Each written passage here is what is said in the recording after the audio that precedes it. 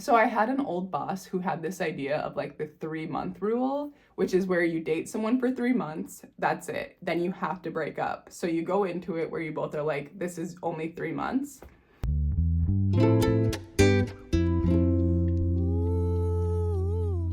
Hi, sweeties. Okay, so I'm basically gonna hop right into things. Today we are talking about dating while traveling versus dating in your own city. And I guess this is specifically focused around like when you are looking for a long-term partner slash like looking for the partner that you're gonna have your children with. I'm 32, so I'm at that point. And let me give you a quick background. So I'm currently in Paris. I'm just here for 1 week total. And on day one, I went for a night jog. I jogged to the Notre Dame. How beautiful. And I was just admiring the Notre Dame for a bit, and then I put my headphones on. I took like a few steps to start running again when I saw this guy like, hey. And I started chatting with him. We had a very nice chat. He told me like a bit of the history of the Notre Dame, and we exchanged contact information. And then we ended up meeting up later that night. We had so much fun. We hung out for like 4 to 5 hours. And then I just saw him again last night. And it's been so much fun with him. And what I realize, because while traveling, I've dated before, and I feel like it's always such a great time. But the thing is, like, that the thing I've been thinking about is when you're traveling, you have a set end date. Like, when I met this man, I knew I only had 7 days total here. He knew I only had 7 days total here. So it's like you're really just enjoying each other for exactly who each other is. Like, there are no expectations set on the other person. You're both allowing each other to be your complete selves because it's only 7 days, like no part of me is thinking, oh, is there potential that this is going to be long term? How do I see him as a father? Like, those thoughts just aren't in my mind. Like I'm able to see he lives in France, I live in the United States. I don't want to move to France. He does not want to move to the United States. This ends at when I leave Paris.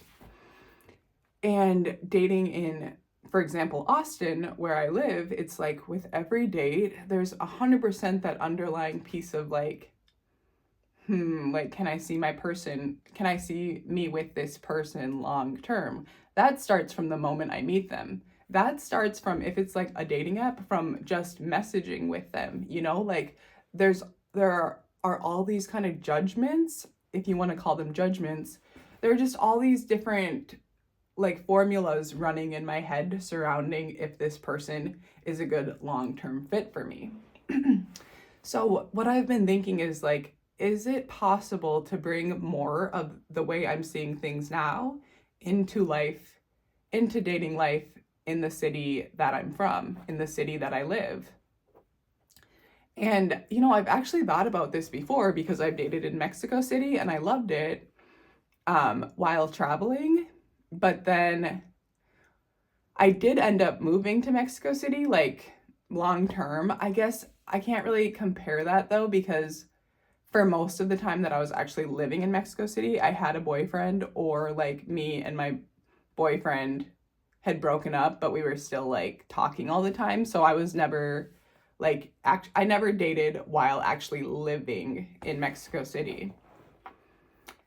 But I mean, the other thing with dating in Austin is like, I think I just have less free time. I have so many things to do. I have my home. I want to decorate my home. I have my business projects. I have my friends. It's a lot more difficult to give time to a random person, to a new man, if I'm not seeing that long-term potential.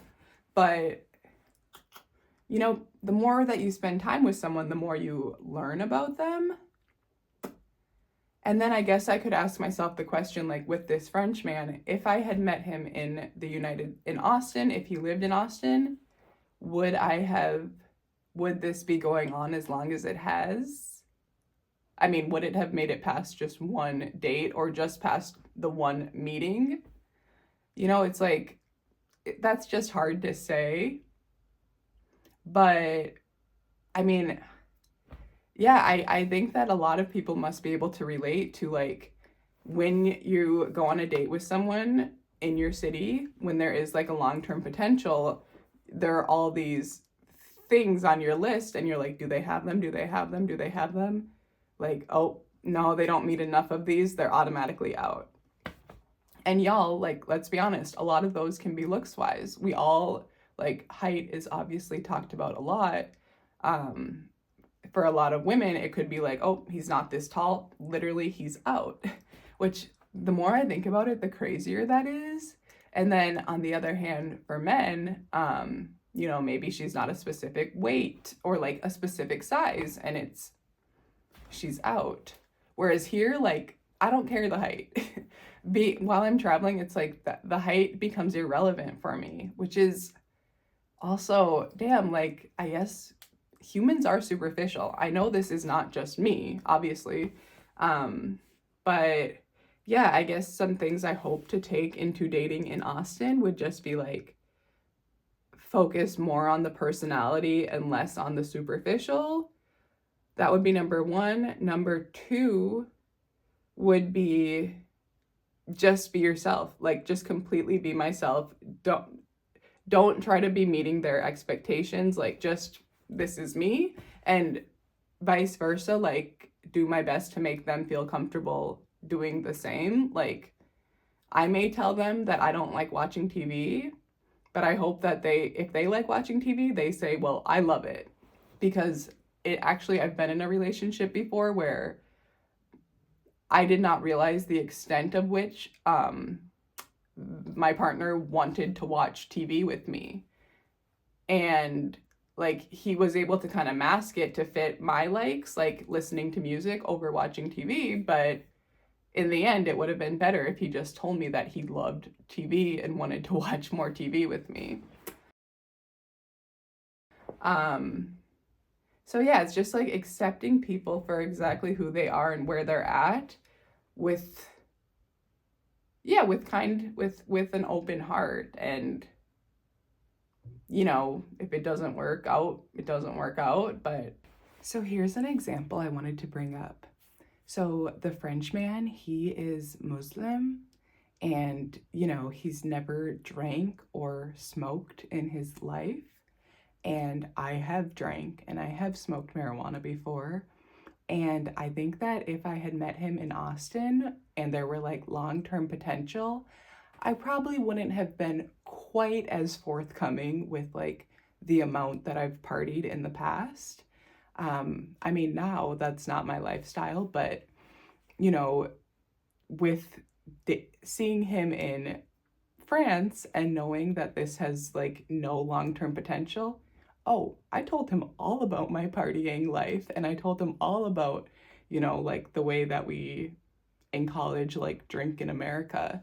And yeah, that's just one example of something that I think I may have just downplayed a bit if there were long-term potential. I still would have been honest, but not to the extent that I was honest while here.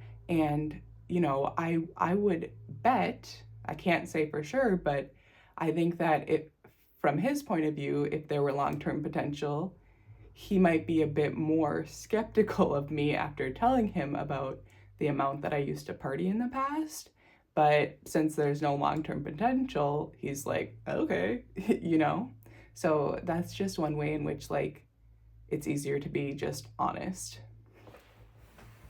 I also think just like giving people maybe a little more of a chance, because people can definitely surprise you. And even with this French man, like, so we met at the Notre Dame, we split ways for a few hours, and then we met back up.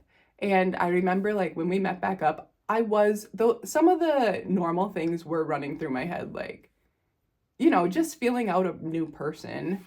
And I remember like telling myself, turn that off, just turn that off, like just go have a nice time. This doesn't have to, you already know this isn't going anywhere, so just enjoy. And I guess I could do more of that in the United States. Like, maybe just think of it as like, this isn't, maybe just go into it as this isn't going anywhere. Just tell myself that. So I had an old boss who had this idea of like the 3-month rule, which is where you date someone for 3 months, that's it. Then you have to break up. So you go into it where you both are like, this is only 3 months. And then after the 3 months, you have to take a 3-month split. And after that 3 months split, you can decide if you want to get back together or not. So it's like this low stakes thing. And, you know, I actually don't hate that idea.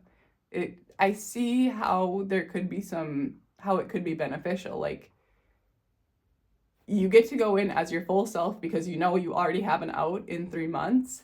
And then once you have that out, you're able to like process, hey, what did I really think about them? And then you have your 3-month break. And after that 3-month break, like, you're most likely able to clearly see if that person enhanced your life or not. Like, do y'all want each other back in each other's lives or not? So those are the thoughts. Going back to Austin, just being more open-minded, less judgmental, more just focused on having a good time over like, can this person meet all this criteria? Yeah, just over all the set expectations. Okay, so that's it for today, y'all. If you like this video, well, let me know if you have any thoughts. Like, have you thought about this kind of thing before? Let me know what's going on in your mind, in your dating life. Have you tried dating while traveling versus in your city? And what did you think, which was easier for you? I'm guessing a lot of people will be able to relate to this take, but yeah, like, comment, subscribe, ring the notification bell, and I'll leave y'all with this.